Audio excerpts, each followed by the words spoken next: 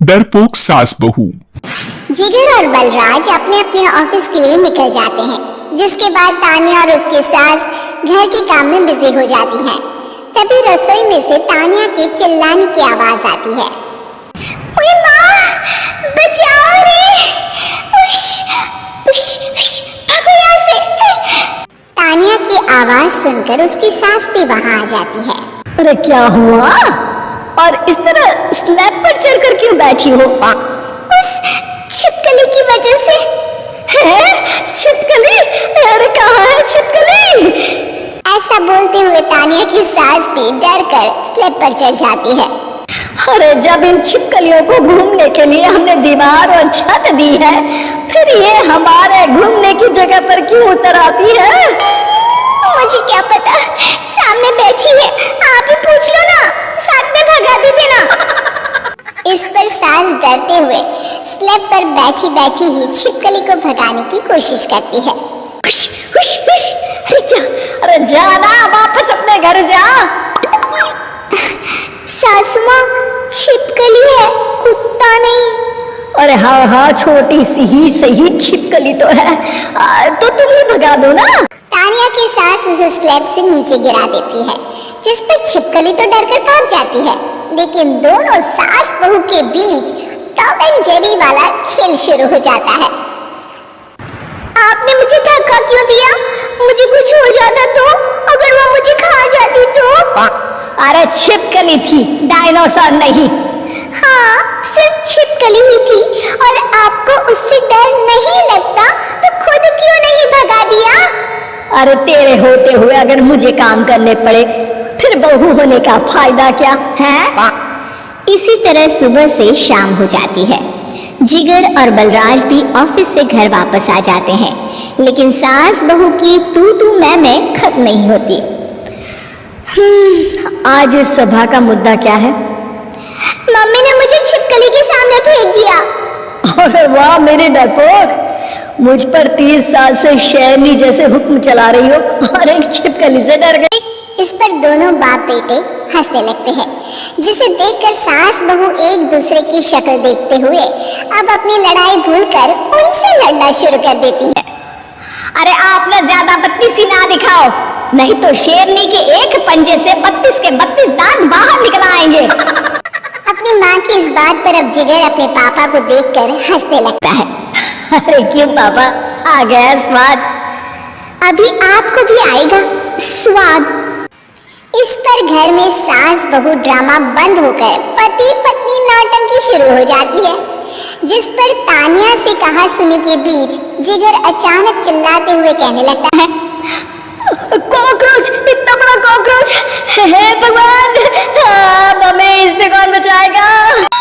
Cockroach का नाम सुनते ही दोनों सास बहू सारी लड़ाई भूलकर फुदक से कूदकर पास रखे सोफे पर चढ़ जाती है।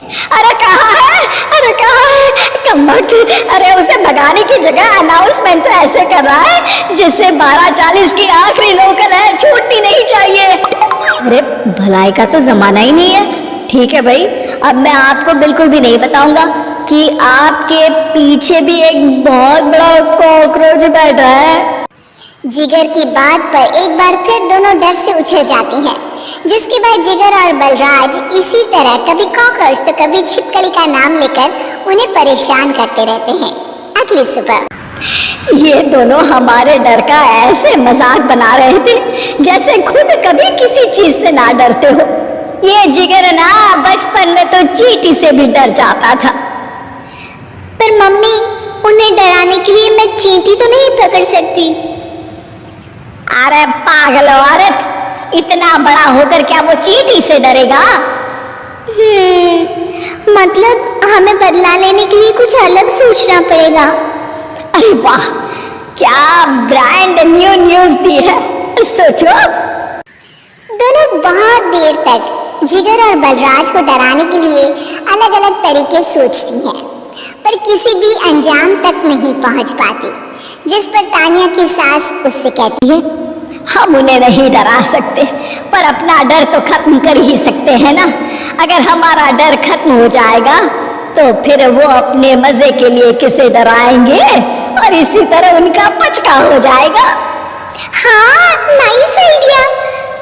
पर मुझे इससे डर क्यों लग रहा है?